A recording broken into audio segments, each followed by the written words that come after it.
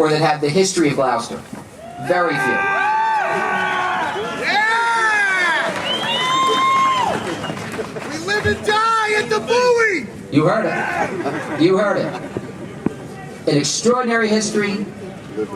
Part of our national culture is represented by Gloucester and the fishermen that are part of that community and that have been driven from that community.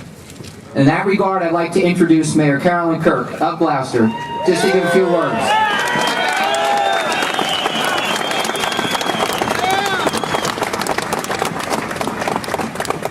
Thank you. It is my honor and privilege to be here today on behalf of the City of Gloucester and 400 years of Fishermen of Gloucester.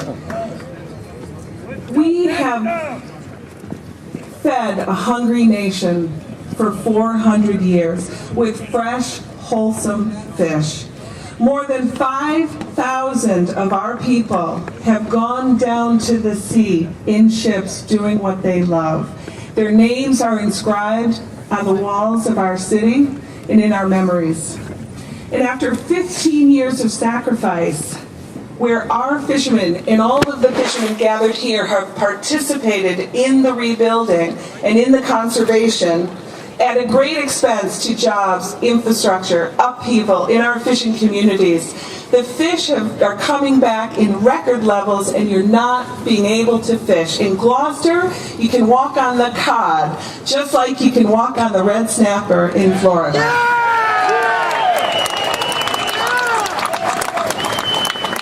Our port has already lost 80% of its fleet, and other ports are impacted. 80% of the fleet of Gloucester, the home port of fishermen, has been lost. The regulations today are going to make our city extinct, and it'll be the last line of multiple generations of fishermen, and that is unacceptable.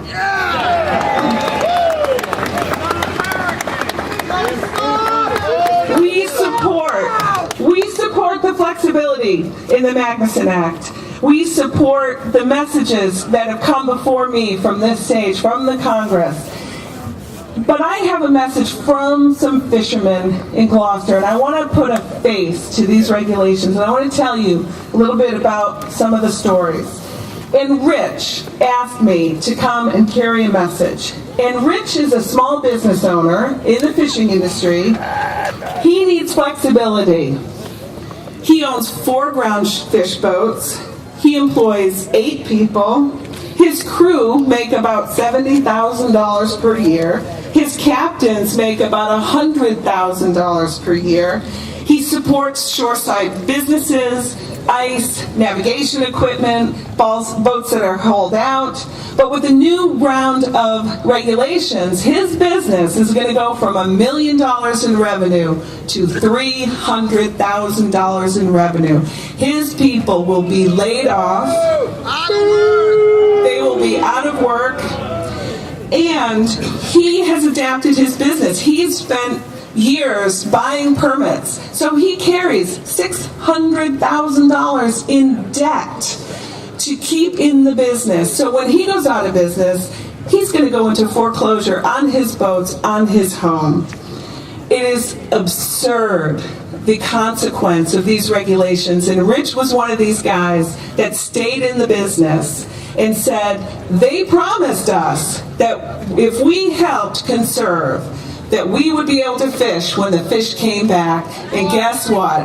It is not yet happening. Lies! More lies! Where's Al? Is Al from Gloucester here? Give me a shout out. Come on! I have a message from Al. He's a second generation fisherman out of Gloucester, and he also wants that promise kept, that he would be able to provide for his family. He's got 2 young children, and he's seen his days at sea go from 150 days to 88 days to 20 days. He talks about the only way of life he's ever known. He said, I didn't bag groceries. I didn't have a paper route. I went fishing with my dad when I was 13 years old. And guess what? Al is about to go out of business too. He's not alone. How many people here, livelihoods are in jeopardy because of what is...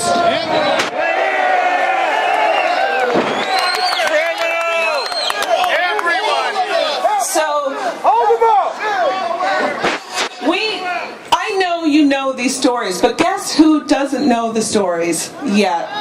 There is work to be done.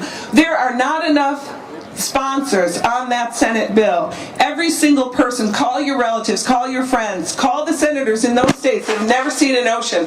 They need to understand what's at stake. They need to understand what it is we're up against. Paul is a third-generation Gloucester fisherman. He's got 3 young children.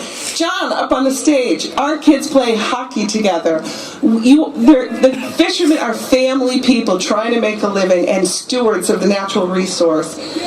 To make ends meet, Paul's taken a second job. He goes out to sea on a tugboat for 3 weeks, and then he comes back, and then he goes back out again. And he tried to explain to me how it is that...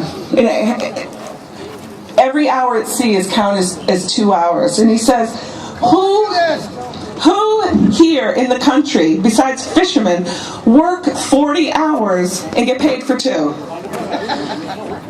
And he's not alone. I know that we need to tell the stories. Okay. I'm just going to wrap up. The stories are all here at this rally, and they need to be told. I want to thank the folks from Gloucester. I want to thank the people from New Bedford. I express my greetings from New Bedford, Mayor Lang, and I want to thank everyone for being here, and we'll see you over the course of the next couple hours. Great, we're going to continue the rally. They're going to boot me off the stage for the congressmen who have to get in to take their vote. Thank you.